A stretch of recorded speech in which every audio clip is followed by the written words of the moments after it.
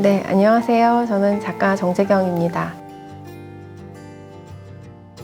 있는 힘껏 산다, 플랜테리어 101, 올해 신간 2권 외에 6권의 책을 썼고요.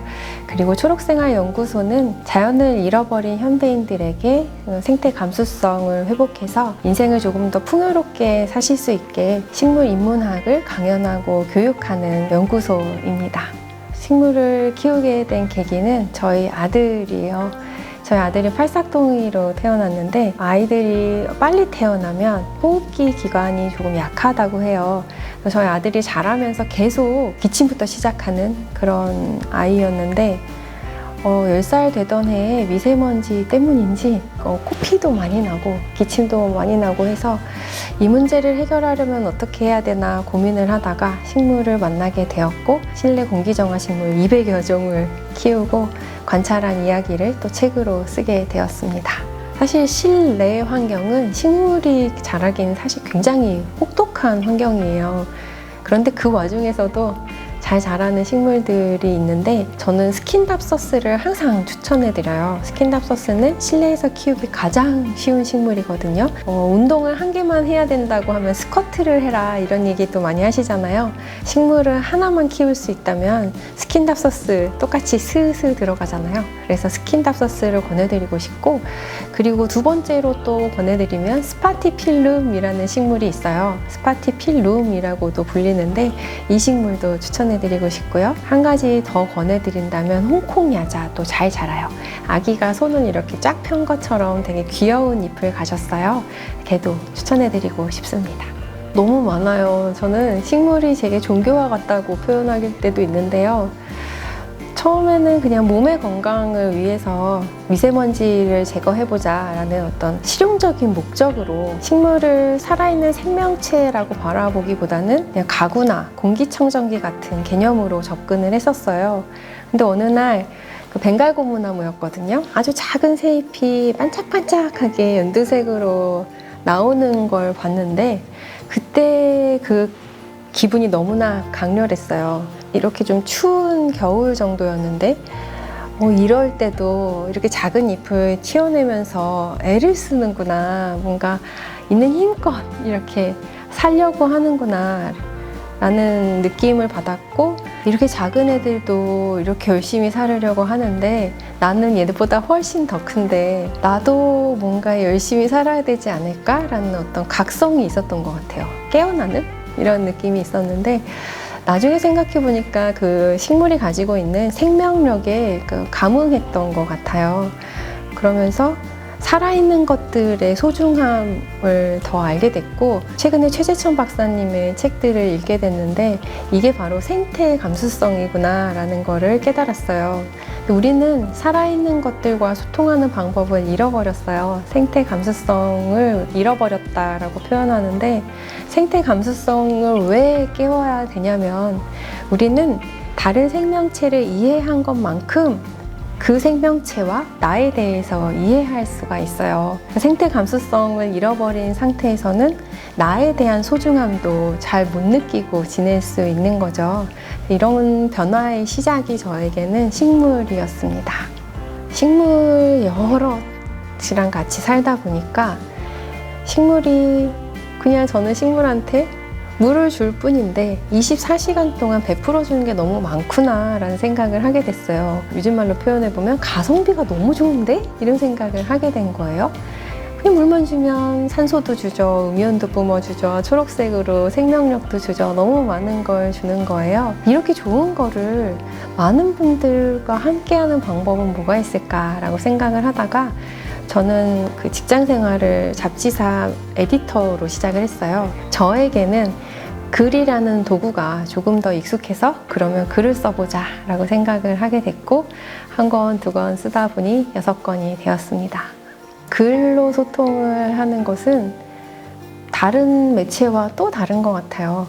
책을 한 권을 읽는다라는 뜻은 어떤 주제를 향해서 아니면 어떤 작가가 좋아서 나의 시간과 에너지를 쓰는 거잖아요. 책을 한 권 읽는다라는 그 사실이 2시간, 3시간, 또 어떤 분들은 며칠 동안 제가 쓴 책을 읽고 공감을 해주신다라는 점에서 그분들의 열린 마음과 문화와 식물, 글을 사랑하시는 그 마음에서 큰 에너지를 얻는 것 같아요. 그리고 저희 독자분들께서도 저의 책을 보시면서 이런 점에서 큰 용기가 됐어요. 그리고 나의 생활이 이루어졌어요 라고 말씀을 해주실 때 지금까지 해왔던 그 어떤 일에서도 얻을 수 없는 어떤 보람이 있는 것 같아요.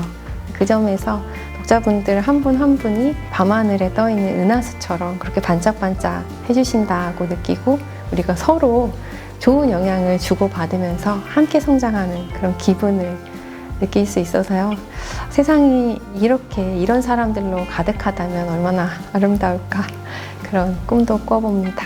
식물을 잘 키우시는 분들은 많이 계신데 또 아름답게 배치하는 건 또 다른 영역이잖아요. 우리가 생활하는 공간에서 식물과 같이 살아야 되는 거잖아요. 너무 아름답게만 배치하는 거에 집중하면 우리가 생활하기가 불편해질 수가 있고 또 우리가 생활하기에 편리한 것만 강조하면 식물들이 살기가 어려운 환경이 될 수가 있어요. 그래서 이 균형을 잡아가는 게 사실은 좀 어려워요. 저도 처음에는 굉장히 큰 도전이었고 근데 지금 보면 식물과 내가 서로 균형을 잡으면서 잘 사는 그 지점을 찾는 게 중요해요. 그리고 정답이 있지 않아요. 집집마다 조금씩 다르거든요.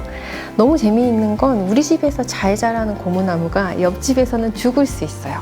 뭔가 아주 미묘하게 달라요. 그 지점을 찾아가는 재미를 찾는다라고 접근해 주시면 좋고 아주 쉽게 예쁘게 연출하는 방법이 하나 있는데 첫 번째는 식물을 삼각형으로 배치를 하세요. 나란히 3개를 놓는 것보다 모아서 비정형 삼각형으로 배치를 하면 리듬감이 생기면서 더 아름답게 돼요. 그리고 높낮이를 다르게 하는 게 굉장히 중요해요. 자연을 생각해보면 자연에서는 똑같이 되어 있는 게 없잖아요. 큰 나무, 작은 나무, 풀 이렇게 위아래로 생동감이 생기는데 집 안에서 식물을 배치하실 때도 높낮이를 다르게 주시면 훨씬 재미있어져요. 저도 처음에는 그 화분 안에 흙 안에 무엇이 살고 있는지를 볼 수 없어서 그 불확실성이 굉장히 크게 느껴졌어요. 혹시 내가 모르는 생명체들이 저 안에 바글바글 살고 있으면 어쩌지? 이런 생각을 했었는데 생각보다 벌레를 그렇게 많이 만나지 않아요. 왜냐하면 그 벌레들도 자기가 좋아하는 먹을거리가 있는데 살고 싶잖아요. 근데 그렇게까지 저희 집에서 살고 싶을 정도로 맛이 있거나 그렇진 않은가 봐요. 생각보다 벌레는 많지 않고 잎에 생기는 벌레들은 가끔 생겨요.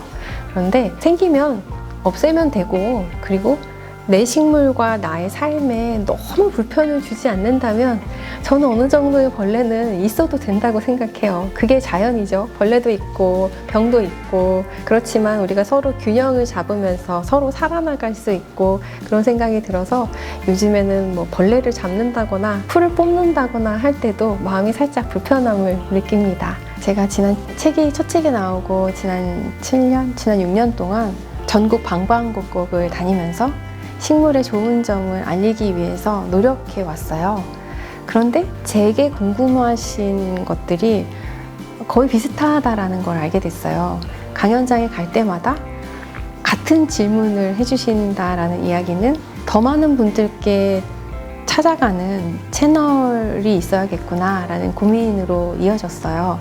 강연장에서는 아무리 많은 분들을 만나도 한 번에 300분 정도를 뵐 수 있거든요. 그러면 더 많은 분들께 식물의 좋은 점을 알리려면 어떻게 해야 될까라고 고민을 하다가 유튜브를 더 열심히 해야겠다라는 생각을 했어요.